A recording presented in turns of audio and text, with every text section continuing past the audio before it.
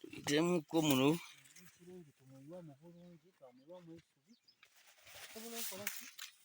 Misoli.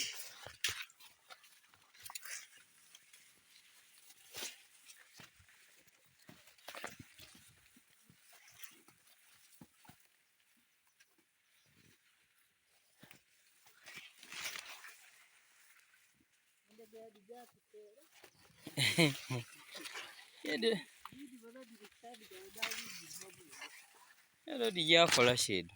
Tujadikola tutya.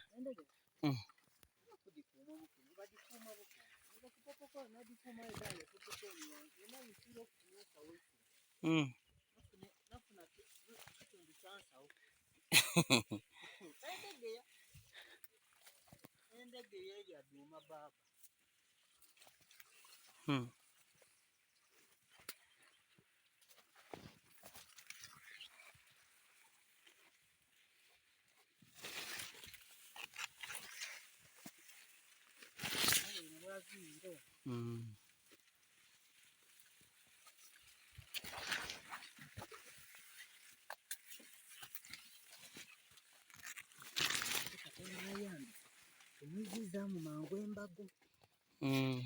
Bukyama ajagalidde okwirako okutoona. Nsekeka katabika katena kuzimba. Nasoma kupapula oli yasoma kupapula nga tutanya bazike banungi.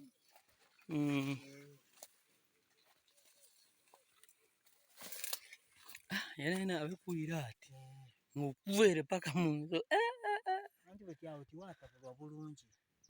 Era awagimu ni wano woba n'awali obulungi ennyo. Nga wali watabulwa emirimu gijjo ebiri gyo na mibba ti butono. Bazuka amwegombye alo mulungi.